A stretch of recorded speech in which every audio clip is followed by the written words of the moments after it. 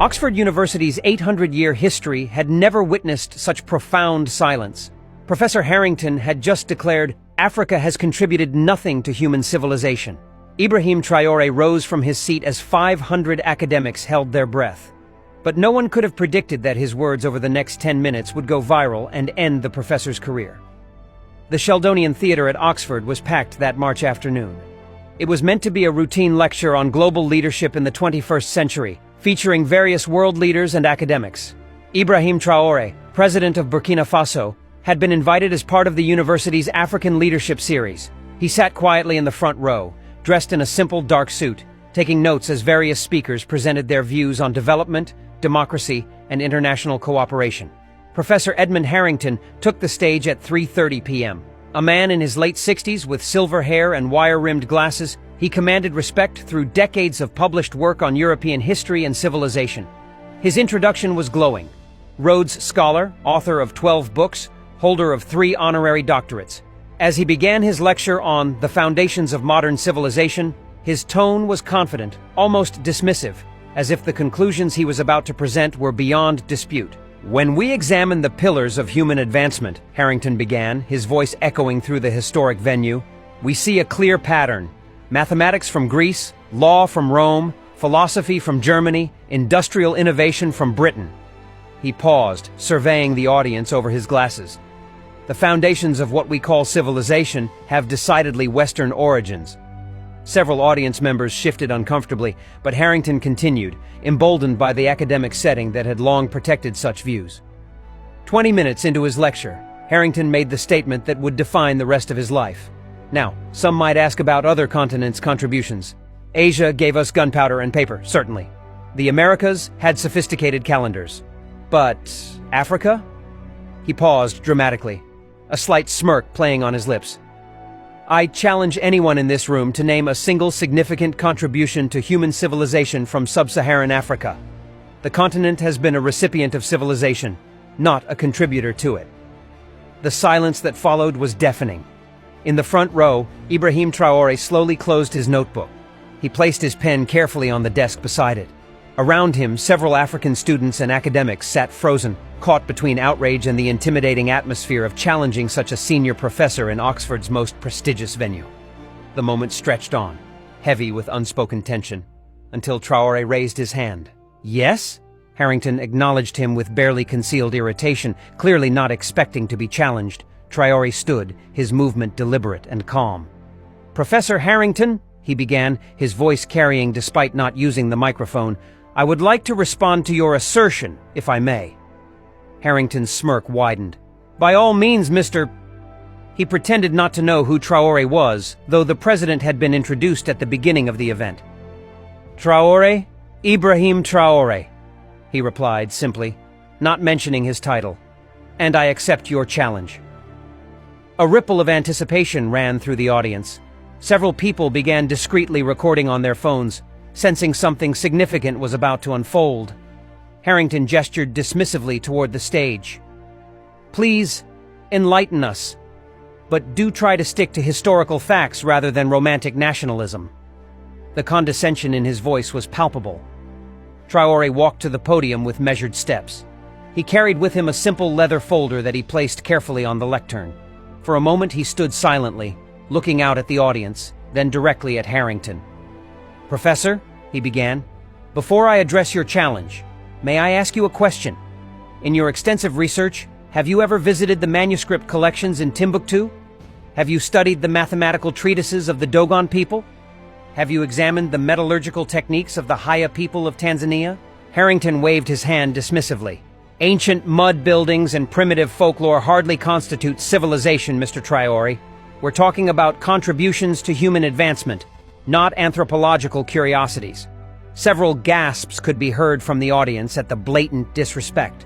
But Traoré remained calm, opening his folder and pulling out a single document. "Then let us begin with something you might recognize," he said, holding up a photocopy of an ancient text. "This is a page from the Labombo bone discovered in Swaziland. It's 44,000 years old, Professor. It contains the earliest known mathematical calculations in human history. 29 distinct notches, marking lunar cycles. Mathematics didn't begin in Greece, Professor. It began in Africa. The smirk began to fade from Harrington's face, but he quickly recovered. Counting notches is hardly Pythagoras, he scoffed. Traore pulled out another document. Then perhaps we should discuss the Ishango bone from the Democratic Republic of Congo, 20,000 years old, containing evidence of prime numbers, multiplication, and division. This predates Greek mathematics by nearly 19,000 years. He paused, letting the numbers sink in. But you want more recent examples? Very well. Let's discuss the University of Sankore in Timbuktu, which housed 700,000 manuscripts and educated 25,000 students in the 12th century, when Oxford was still a collection of drinking halls. The audience was now completely silent, hanging on every word. Traore continued, his voice gaining strength but never losing its calm dignity. You mentioned law coming from Rome. Shall we discuss the constitution of the Ashanti Confederacy, which included checks and balances 3 centuries before the American Constitution? Or the Buganda Parliament, which had a complex system of democratic governance while Europe was still ruled by absolute monarchs? You speak of philosophy from Germany, Traore continued, now fully in his element. Have you read the philosophical texts of Zara Jacob, the 17th century Ethiopian philosopher who developed ideas about rational inquiry and human rights that preceded the European Enlightenment? His student, Walda Haywat, wrote treatises on ethics that rival anything produced in Europe at the time. But of course they wrote in Ge'ez, not Latin, so perhaps they don't count in your estimation. Harrington tried to interject. These are isolated examples. But Traore held up his hand, and surprisingly, the professor fell silent. Isolated? Professor, let me tell you about isolation. It's when the Library of Alexandria, founded by an African dynasty, housed the world's knowledge while the ancestors of Oxford's founders were still living in mud huts. It's when African mathematicians were calculating the circumference of the Earth, while Europeans believed it was flat. You want contributions to civilization? Traore's voice rose slightly for the first time. Let's talk about medicine. The first successful cataract surgery was performed in Mali in the 14th century. The first cesarean section where both mother and child survived was performed in Uganda in 1879, using techniques that wouldn't appear in European medicine for another 50 years.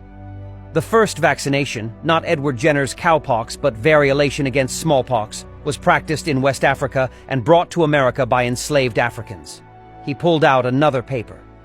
Architecture? The Great Zimbabwe's acoustic properties surpass modern engineering. The Nubian pyramids predate their Egyptian counterparts. The rock churches of Lalibela were carved from single pieces of volcanic rock with a precision that modern engineers struggle to explain. But perhaps you've never heard of these because they don't fit your narrative of African primitiveness.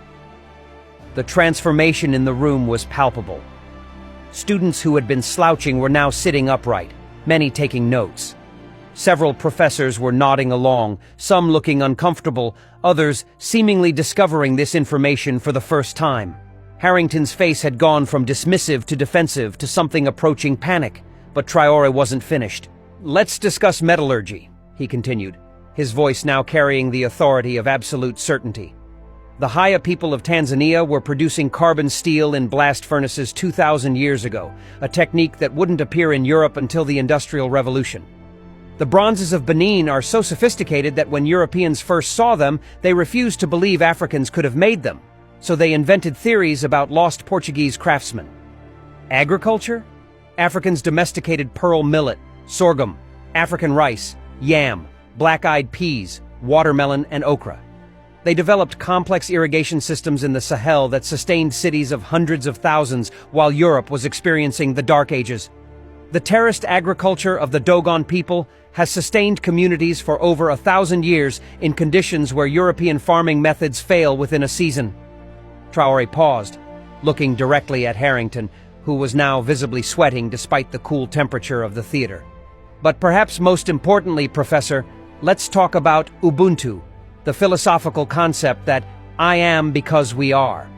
While European philosophy was obsessing over individual rights and conquest, African philosophy was developing concepts of restorative justice, collective responsibility, and human dignity that the so-called civilized world is only now beginning to understand. The tragedy, Professor Harrington, Traore said, his voice now soft but piercing. is not that Africa contributed nothing to civilization. The tragedy is that scholars like you have spent centuries actively erasing, ignoring, and denigrating those contributions. When the Library of Timbuktu was at its height, housing more books than any European university, your ancestors called us illiterate. When our astronomers were tracking the movements of the stars, you called us superstitious. When our healers were performing complex surgeries, you called us witch doctors. He picked up his folder and pulled out one final document. This, Professor, is a letter from Cecil Rhodes, founder of the scholarship that perhaps funded your education. In it, he explicitly states that African history must be suppressed to justify colonization. Your ignorance isn't accidental, Professor. It's the result of a deliberate, systematic effort to erase African contributions to human civilization, and you've been perpetuating it for 47 years. The silence in the theater was absolute. Harrington stood at the side of the stage, his mouth opening and closing, but no words emerged. Traore wasn't quite finished. I could continue for hours, Professor. I could tell you about the astronomical calculations of the Dogon people who knew about Sirius B centuries before Western telescopes could detect it. I could describe the complex fractal geometry in African art that predates Mandelbrot by centuries. I could explain how the call and response tradition of African music became the foundation for jazz, blues, rock, and virtually every form of popular music. But I think I've made my point, Traore concluded. The question isn't whether Africa contributed to civilization. The question is why you, a professor at one of the world's most prestigious universities, don't know any of this. Or worse, he paused, making eye contact with Harrington, why you know it and choose to deny it. The first clap came from a young African woman in the third row, then another. Within seconds, the entire theater erupted in thunderous applause. Students stood, then professors, then even some of the administrators. But the most remarkable reaction came from an elderly white professor in the front row. Professor Mary Whitfield, head of African Studies, stood and spoke into her microphone. Mr. President, she said, acknowledging Traore's actual title for the first time, as a member of this institution, I apologize. Your words today have exposed a shameful blind spot in our curriculum. I move that Oxford immediately review and revise our history programs to include the African contributions you've outlined. The applause renewed, even louder. Harrington, isolated on the side of the stage, looked around desperately for support, but found none. His decades of authority had evaporated in 10 minutes. When the applause finally died down, Traore spoke once more. I don't seek apologies, he said quietly. I seek truth. And the truth is that human civilization is not the property of any one continent or race. It's the culmination of all human achievement, from the first mathematical calculation on an African bone to the latest scientific discovery. But as long as professors like Dr. Harrington continue to teach a deliberately incomplete history, we perpetuate ignorance and prejudice. Today, in this room, we have a choice. Continue the lies or embrace the full, rich, complex truth of human achievement. He gathered his papers and walked back to his seat. As he passed Harrington, he paused. Professor, he said quietly, but loud enough for the microphones to pick up. I've left copies of all these sources with your department. I hope you'll find time to read them. The aftermath was swift and decisive. Within hours, videos of Traore's response had been uploaded to social media with titles like African President Destroys Racist Oxford Professor and the Most Epic Takedown in Academic History. By the next morning, the videos had millions of views. News outlets